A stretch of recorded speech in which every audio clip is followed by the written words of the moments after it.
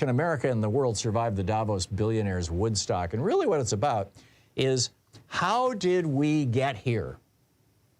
How did we get to the point where, you know, half of America, well, maybe a third of America, the GOP, are so pissed off about the politics of this country that they will embrace Vladimir Putin, that they will trash another democracy, specifically Ukraine, that they will embrace an open fascist and convicted rapist, Donald Trump, and a loser. I mean, the guy has lost pretty much every election he's participated in. I realize he won the Electoral College, but he even lost that election by 3 million votes, the largest margin in the history of the United States for somebody who also won the Electoral College. So how do we get here? And the hypothesis that I put forward in the article is that this all began, as Louise says, it'll say on my tombstone when I die, it all started with Reagan, that it all began in 1981 when Ronald Reagan was sworn into office. And he took America out of the classic economic system that we had been operating in from ever since the 1930s.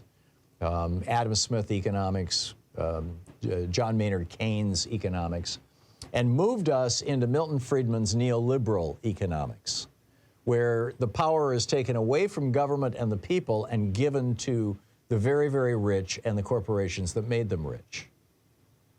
And so, you know, what happened was in the years leading up to Reaganism, from 1946 to 1980, the bottom 50% of America saw their income grow at 129% during that period of time, more than double.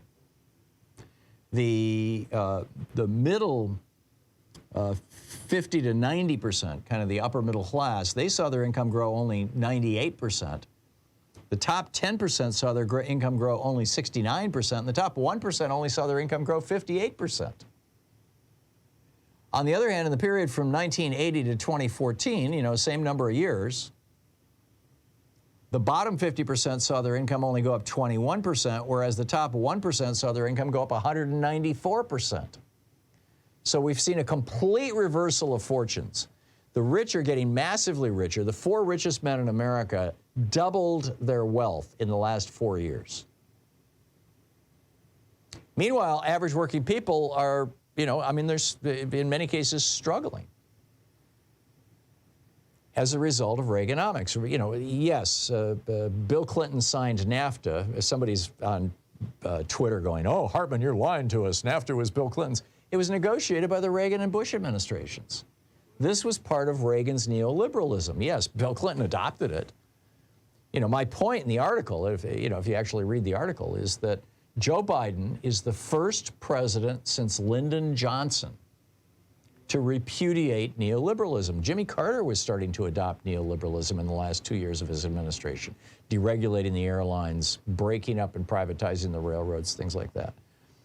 You know, neoliberalism, which is what, you know, you could call it Reaganism, you could call it trickle-down economics, you could call it free trade economics, whatever you want to call it. I call it neoliberalism. You know, I wrote a book about this, The Hidden History of Neoliberalism, and how Reaganism gutted America.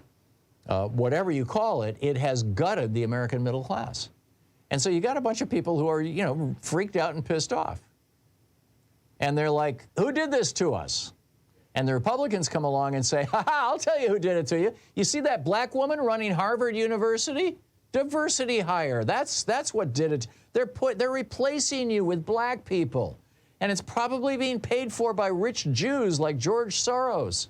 This is called the Great Replacement Theory that Tucker Carlson and Donald Trump have been promoting. And now Elise Stefanik and others. They're saying, oh no, well, yes, it's the black people, but also it's the immigrants. They're replacing you. Donald Trump coming out over the weekend and say, oh yeah, they want to bring immigrants in so they can become Democrat voters. Right. Anybody naive enough to believe that deserves Donald Trump, I guess. And they're saying, you know, women in the workplace. Women shouldn't be in the workplace. They should be home pregnant. And, of course, nobody is bothering to tell the Republican voters or the independent voters who might vote for Trump. Nobody's bothering to tell them how our economic system in this country changed in 1981. We had Keynesian economics from 1932 to 1981, and then we had Reaganomics from 1981 to today. Now, Biden has pushed back on a lot of this, and in fact reversed a lot of this. He's bringing our jobs home. Actually, it's been quite substantial, the accomplishments. He's fought to raise the minimum wage nationwide, and for all federal contracts actually has done that. He's expanded the social safety net. He's forgiven something like $10 billion in student debt. He's strengthened union protections. He raised taxes on big corporations. If you're a billion-dollar corporation, you must pay a minimum 15% tax. And all of these things have strengthened the economy. All of these things work to the benefit of average working class people. But you won't hear about any of this because the neoliberals, one of the main tenets of neoliberalism is big is good, giant corporations. And you've got 6 corporations that control 90% of the media in the United States, along with a handful of billionaires who own a bunch of our newspapers and some of our radio and television stations, and of course Fox News.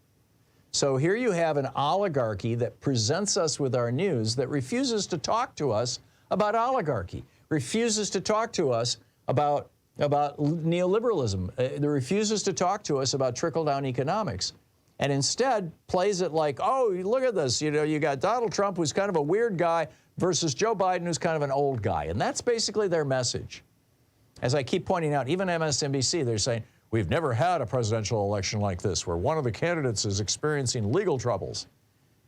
Come on, guys. We've never had an election like this before where one of the candidates is saying, end the Constitution, suspend the Constitution is a verbatim quote from Donald Trump. Where one of the candidates tried to overthrow our nation, where one of the candidates is calling for an end to democracy and the installation of strongman autocracy. We've never had an election like that before. But big media does not want to put it in those terms. Because as Jamie Dimon, the billionaire chairman of J.P. Morgan Chase, I believe he's chairman, maybe he's president or CEO, whatever, said in Davos last week, hey, Trump being president won't be the end of the world. Well, it won't for most billionaires, as long as they suck up to Donald Trump and support him. I mean, there were a few billionaires in Germany who went against Hitler. Fritz Tyson was one of them. He wrote a book called I Paid Hitler, mourning the fact that he and his family had to flee the country in the late 1930s, early 1940s, when Hitler really got on a roll. But for most billionaires, Donald Trump becoming president, hey, we got a billionaire as president. He gave us a huge tax break last time. He says he's going to do it again. Why are we worried? We should all be worried. This is how democracies die. First, they become neoliberal democracies. They adopt these basically putting the billionaires in charge. Then, as a result of the neoliberalism, they become oligarchies, which is where we're at right now. The average working person is not getting what they want out of Congress, but rich people are. And then they go from oligarchy to strongman authoritarian, no longer a democracy. And that's the path Trump has got us on.